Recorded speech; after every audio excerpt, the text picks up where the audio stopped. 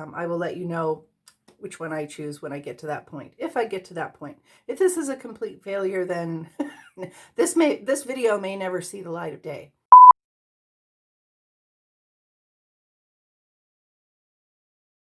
Hi guys, welcome back to my channel. Thank you so much for joining me again here at Pavonine Studios Beauty and Art. Today is going to be a beauty video, and I was lying in bed the other night, couldn't sleep, thinking about what I might like to film next, and it occurred to me that it might be kind of fun to do an experiment.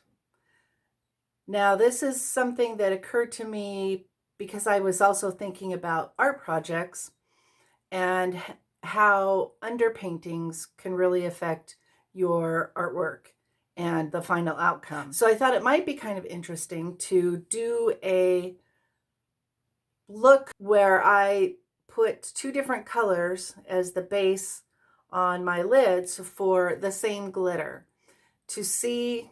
And I don't know if this is going to work or if it's going to make any difference at all, but you know, we're going to find out together.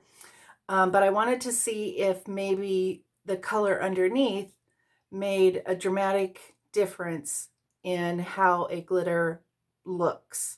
Not how it performs, but how it looks. So I went to the drugstore and I picked up the color tattoo in black. It's called Risk Maker. That's the color of it. I also picked up the Tattoo Studio from Maybelline white pencil. Now they don't have like a white in the little pot for the color tattoo color pots, but they did have, well, they do have one, but it's shimmery, and so I didn't want something shimmery. And so I got this hoping that this will work. Now it's kind of a fine pencil, so that may take some doing. I do plan to put a powder over these, I think. This may be like a 2-day experiment because I'm not sure how this is going to go. But anyway, I picked up the Wet n Wild Panther little single shadow in black, and I'm sure that I can find a white shadow or something close to it in my collection. And as far as the glitter to go over it, I've been kind of undecided about that because I have a lot of different glitter things. And I wanted to use something that hopefully most people would have. So the obvious choice, I think, would be to use the Stila Glitter and Glow shadows because most people have at least one of those, I think. But if you want to play along and you have something different, then use something different. Please do. And if you do that, then let me know how it goes. My goal here is that, for example, in a painting, if you put down an orange, like a transparent orange, and then you go over it with another color that's warmer, redder, like a fuchsia or something like that, you're not going to just end up with the fuchsia. You're going to end up with a different color altogether, as if you mixed those two colors on your palette as well. Now, while you can do that, it's kind of fun to see what develops on a painting when you layer transparent colors or semi-transparent colors, and even transparent colors over opaque colors. So I thought it might be kind of fun to try this with something like that in mind. For the purposes of this video, I think that I'm going to take the color Sea Siren in the Stila Glitter and Glow. It's kind of a pinky purple, sort of a duochrome. It's got a little bit of a blue shift to it. Let's see if I can show this to you. I'm so not good at showing things on camera, but hopefully you can kind of see the shift there.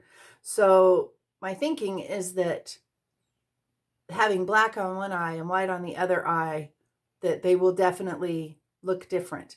Now I have two other products that I plan to try again, either later today, which would mean removing everything, or possibly tomorrow. And The reason I'm not starting out with those is because I don't think that they're available anymore. I have the Full Throttle Shadow Stick from NYX, and I have two of these. I have a yellow one and I have this green one. And I thought that might also be kind of fun to do one yellow eye and one green eye to see how they differ, how they affect a shadow. I'm going to go ahead and prime my eyes with a little bit of my MAC paint pot in Painterly. This just is the thing that's always sitting on my desk and the thing that I go to right away. And I'm just going to lightly, not going to go too overboard here with the priming, but I do want to have a little bit of a blank canvas here. Also, the other thing that I'm going to do in order to make this as equal as possible between the black underpainting and the white underpainting is I am going to use the same sort of transition colors in my crease and wherever else I decide to put color. Okay, so I have these colors that I picked up. I think I got this at TJ Maxx or something like that. This is the Balm, and it was like, except for this little guy right here.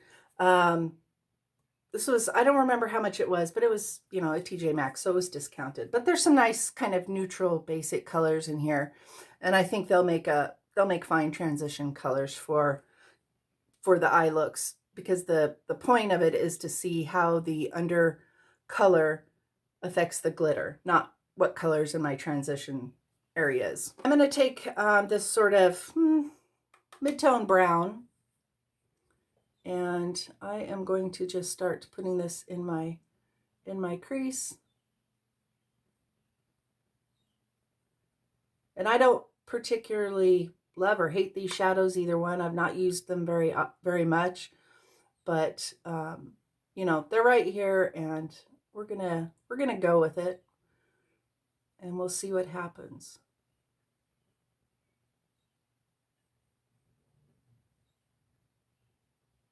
So what I think I'm going to do is I'm going to do this, and then I'm going to go a little bit deeper, and then I'm going to take, probably there's kind of a mustardy shade in here that I think I'm going to use to blend out above that crease. And not because I think that will look stellar with the black, the white, and the purple blue glitter, because who knows, but I want my eyes to be as much the same as far as transition shades and so forth as I can get them.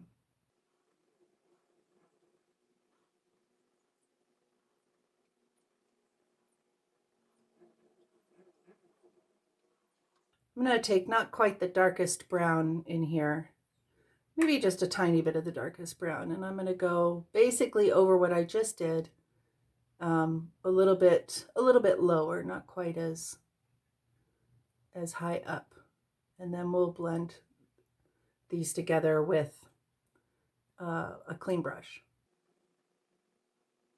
I've been having this issue lately putting on my eyeshadow where I have this sort of like little place right here that doesn't want to pick up color the way that it seems to on my other eye.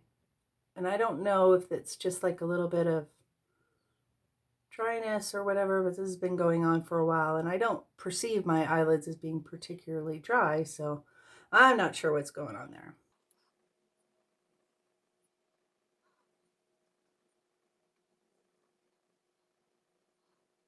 If you've been here before, you will notice maybe that I have put a curtain behind me. And that's because I'm still trying to figure out my lighting and how things sort of reflect off of stuff. And I felt like I was getting a lot of reflection in the glass of the cabinets behind me, and I wasn't really liking the way that looked. And so I thought, well, I'm going to go ahead and try a curtain and see what happens. So I'm going to go in with a little bit of that sort of mustardy shade, and then there's kind of a lighter color that's similar. And I'm just going to put this right along this edge just to kind of blend that out.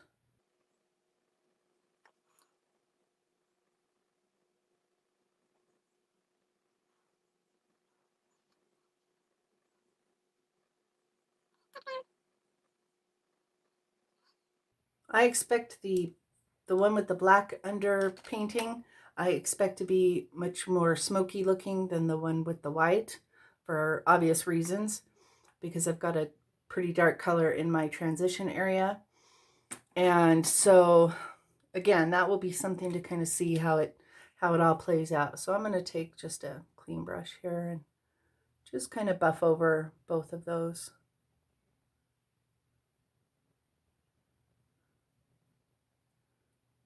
To get them to be a little bit more blended. Okay, so we're going to do the black one first. So I'm just going to take a flat shader brush and I'm just going to pop this onto the lid.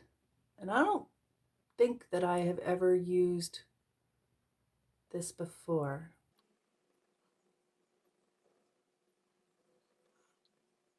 And I'm just going to place this all over the lid, and then because this does set down and is, I think, is pretty, I've got other tattoo studio products, and it does pretty much stay where you put it.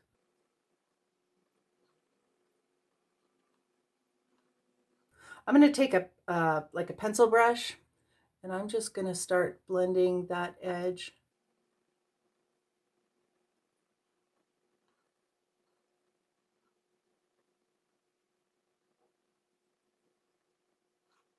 I'm going to take the black shadow from Wet n Wild that I showed you before, and I'm going to take another brush, and I'm just going to pat that over what I've got down there. And then I'm going to go ahead and bring it up a little so that I can blend the shadow, the powder shadow, hopefully a little bit easier than the black tattoo.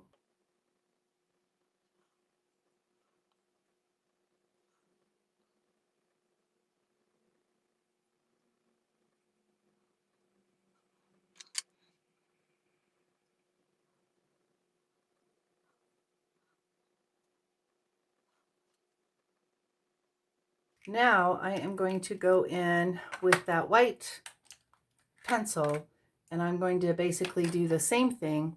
This may be a little bit more of a challenge because of the size of the pencil and the fact that it's white. I don't know. We'll see how this goes.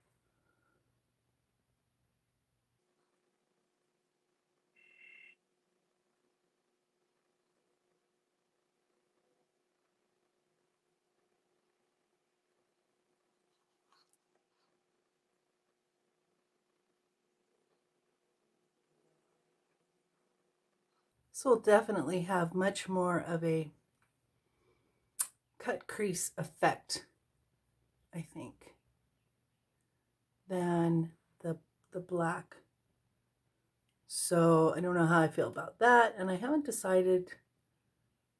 You know, if I was going to wear this out, I would definitely do something a little bit different with this outer corner. Either actually do a cut crease or using the pencil or something.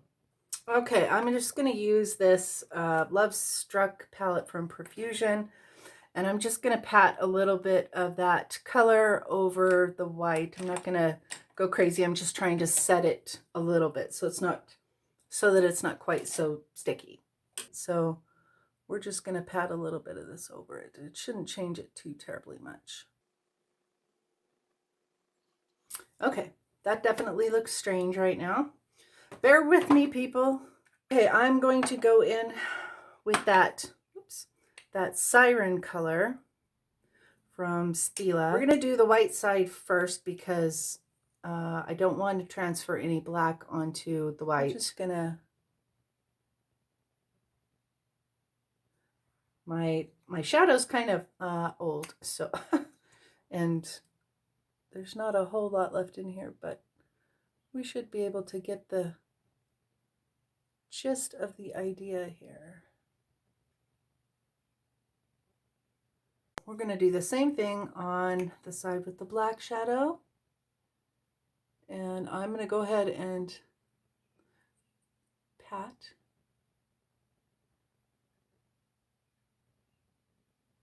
some of this on there. Now, when I set up to do this little experiment, it's not as if I thought the glitter would look the same on both sides. I knew that it wouldn't, because that's just not how these perform. My point really was to take something that had some color to it, was semi-sheer, and show you and me how the undercolor can really make a difference in how the glitter that you choose to put on top looks in the end. So this is the same glitter, but you can see that on the black side, it definitely, the duochrome blue aspect of it really shows up a lot. And on the white side, it's much more, what would you call that? More, I guess, more true to what you think you're going to get, which is this sort of bluey pink duochrome shift thing. So, I mean, you know, they're both really interesting. I'm going to go ahead and put some liner and lashes and the rest of my face on, and we'll come back and we'll kind of see where we're at. I think in general, yeah, I think that I'm going to go ahead and do that just so we have more of the sameness on both eyes, and then we can kind of take a look at them separately. Okay guys, I'm back and I've got my rest of my face on. I just put a little bit of color under my eyes just to kind of match things up. But the purpose is not to make my eyes look the same, of course. I mean, as you can see, even though I used the same glitter shadow on top, I used white on this side, black on this side, and they're very different. They're very different looks to begin with, although I tried to keep kind of the basic same eye shape going on. And yeah, I knew that they would look very different because I've played around enough with paints and things like that, and makeup too, to know that what goes under your glitter really does make a difference. And if you've got something like the Stila glitter shadows and you want more looks, but you don't necessarily want to run out and buy 3 or 4 more shadows, try changing up what's underneath. And you don't have to use, even though I used cream products, I used the Tattoo Studio in the pot for the black side and the liner for the white. And you know, you don't have to use a cream type product or a liner type product. You could use a shadow. I've done that before myself when I wanted more intensity out of the color of glitter. So for example, if I wanted to really amp up the pinkness of this, I would go underneath this with like a really intense pink or maybe even a red. Now that's going to make the blue more obvious. So the point is that you can change up what you've already got in your makeup stash, whether it's one thing or 10 things, with what you put on underneath. And so give that some thought. And now this is a pretty sort of sheer type of product, but even if you use like a more solid type glitter, it can change the effect. And especially if you take that undercolor up into your crease. That can definitely change the effect of the glitter itself. Or this is the thing, there's like all of these glitter toppers out there in the various palettes, and I think people get a little bit frustrated because they're like, well, what is this? It's not glitter, but it's not a satin or a metallic, or what do I do with this? And I've found that if you put something like that over a completely different color than the topper itself, it can really alter the shade of the shadow, and also the shade of the topper, really enhance its main color of glitter. It is the next day, and I wanted to go ahead and share the look that I did today using a couple of the things that I mentioned yesterday in my video, which was the NYX Full Throttle cream eyeshadow sticks. I used the green one on this eye and the yellow one on this eye. I topped those with the Stila Glitter and Glow shadows into the blue. So she's kind of a purpley blue kind of deal. Now, I will say that the results are, I can kind of see why they don't make these anymore. I didn't like them. But, of course, mine are probably kind of old too, so that may make a difference. So anyway, I'm going to say that the results are not as dramatic as they were yesterday when I did the black and the white underneath. What I will say also, though, is that I think that if you took the yellow and you brought it up into your crease, or the green up into your crease, and then you put this glitter shadow next to it, that would make more of a difference. You would be able to see more of a difference. Now, this one is, at least the way I'm seeing it, is definitely lighter. And this one is a little bit more intense. And it does look this one does look a little bit more green. I can't really discern any yellow in this one at all. But after I got done here, I was thinking, going back to the painting analogy, when you're painting something, it also matters what's next to something. So, for example, if probably everybody here has painted a wall, and you go and you get chips at the store and you bring them home and you're like, okay, I want a white wall. Well, you look at whites and then you hold up another paint chip and you're like, no, that's not really white. It's got a little bit of yellow in it, or it's got a little bit of gray or a slight pink undertone.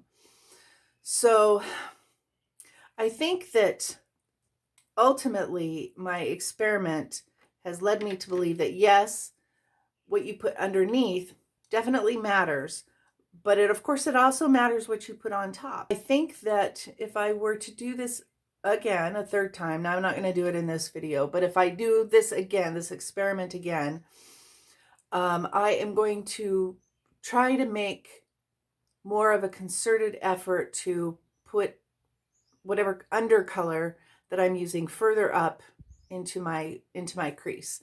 Yeah, I hope that was helpful, or helps you kind of explore some of the products that you probably already have in your stash, and make the things that you have go a little further, look a little different.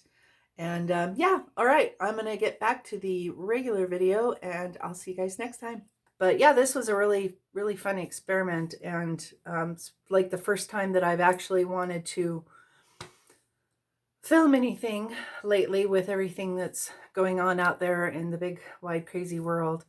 And I hope that everybody is safe and be kind to each other, and, do the work. Do the work that you have to do on a personal level. I know that's what I'm doing.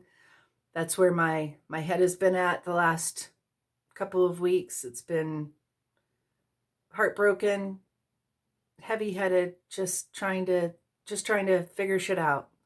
And I know that a lot of you out there are doing the same thing, and it's not easy, and it's not supposed to be easy. And I encourage you to keep going, to keep having those conversations, to keep watching those videos, to keep reflecting on yourself, your own mind. And, you know, we'll get there. I have to believe that. I have to have faith that we are going to get there as a country, as a human race, that we're going to get there, that we're going to get to the point where everybody feels good in their skin. And there should be no exceptions, no buts, no ands, none of that. It should just be everybody feels good in their skin. So with that said, thank you so much for joining me here today. I had a lot of fun. I'm going to, like I said before, I'm going to try to do this again tomorrow with 2 different colors. And if I can, I'm going to go ahead and insert those. I don't know. I haven't decided where I'm going to insert that, but I'm going to give that green and that yellow a try and see where that goes. But thank you so much for watching. I really appreciate your time here. I know you have a lot of choices out there, especially right now with what to watch on YouTube and what's going on in the world. So if you spend some time with me, thank you. I appreciate it. Don't forget to like and subscribe if you so desire. Ring the bell. You guys know the drill. All right, until my next video. Bye, guys.